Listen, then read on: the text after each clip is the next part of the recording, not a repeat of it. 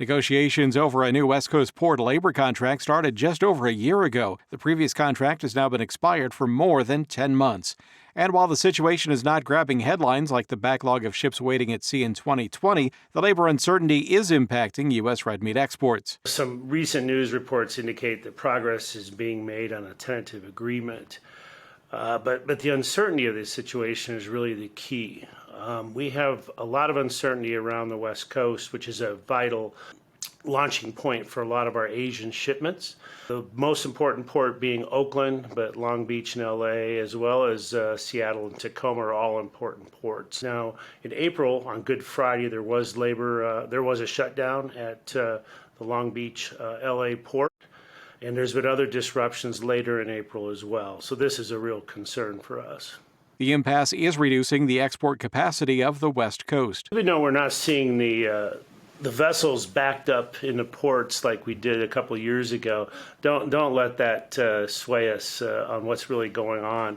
What's going on here is we're seeing a reduction in import volumes, and we're seeing some of the discretionary cargo actually being diverted away from the West Coast to the Gulf ports and the East Coast.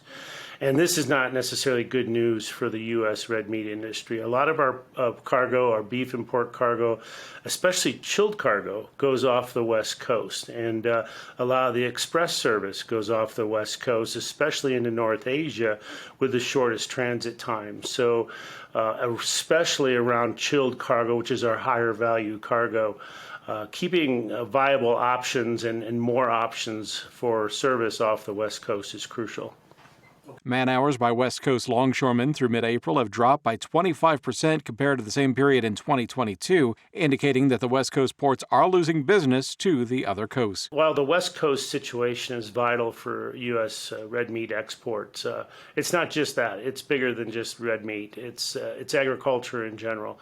We have a lot of key trading partners in the Asian region, for a whole scope of commodities farm to fork. It is important, of course, for U.S. beef and pork, but agriculture in general. For more, please visit usmef.org.